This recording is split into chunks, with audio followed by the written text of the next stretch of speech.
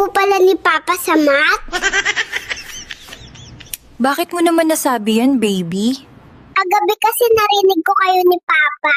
Sabi niya hanggang isa lang ang kaya ko. O baby, saan ka pupunta? Lalayas na ako sa amin kasi si Mama madamot sa pagkain. Narinig ko kasi kagabi si Mama. Sabi niya, mahal, ang sarap naman ng hotdog mo. Hindi man lang nila ako binigyan. Ma, may dalang balon yung kasama ni ate sa kwarto. Rinig ko sabi ni ate, huwag mo bilisan, baka puputok. Anong plano mo, baby? Iiyak ako buong gabi para hindi makabembang si Papa. Pang-10 na kasi ako eh. Kumusta ka naman nung nasa tiyan ka pa? Okay lang naman, pero pag gabi may kalbo na labas-pasok doon, hindi ako makatulog. Sinisip ako nga.